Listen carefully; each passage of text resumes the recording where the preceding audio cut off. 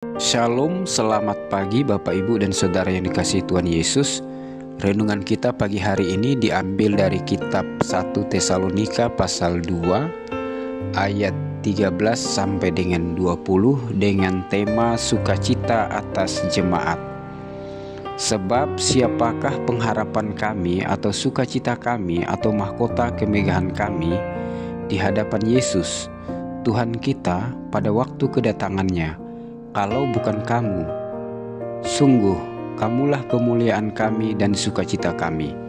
1 Tesalonika 2 ayat 19-20. Ini adalah ungkapan perasaan sukacita Rasul Paulus terhadap jemaat di Tesalonika. Paulus begitu bersukacita melihat keadaan jemaat di Tesalonika.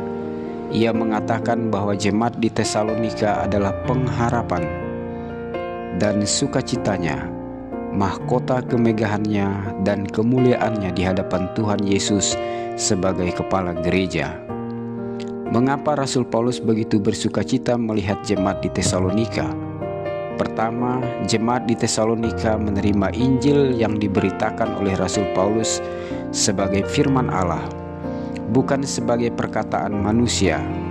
Dan karena itulah kami tidak putus-putusnya mengucap syukur juga kepada Allah, sebab kamu telah menerima firman Allah yang kami beritakan itu bukan sebagai perkataan manusia, tetapi memang sungguh-sungguh demikian sebagai firman Allah yang bekerja juga di antara kamu yang percaya.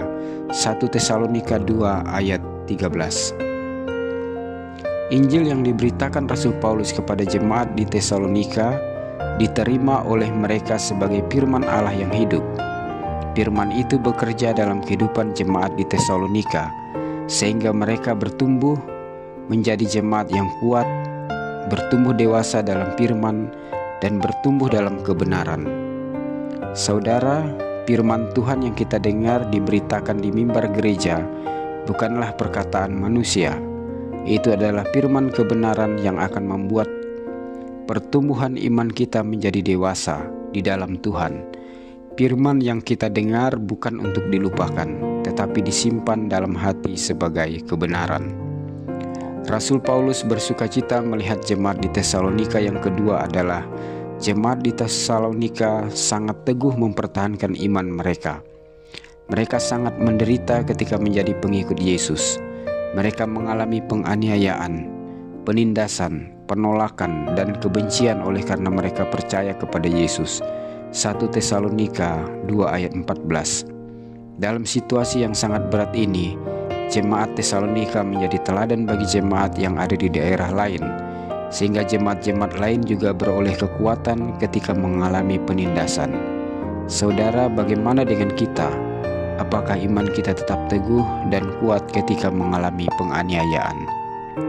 Dan yang terakhir, Paulus bersukacita dengan jemaat di Tesalonika adalah karena jemaat di Tesalonika adalah mahkota kemuliaan yang akan dia persembahkan kepada Tuhan ketika Tuhan Yesus datang kedua kali. 1 Tesalonika 2 ayat 19-20.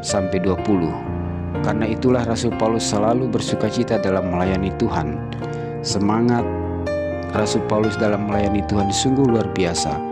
Dalam melayani Tuhan, Rasul Paulus penuh dengan ketaatan, kesetiaan, dedikasi, dan pengorbanan. Rasul Paulus selalu memberikan peneguhan, kekuatan, semangat, dan kesetiaan kepada jemaat, karena ia tahu bahwa jemaat adalah mahkota kemuliaan yang akan dia bawa kepada Tuhan. Tuhan Yesus memberkati. Amin.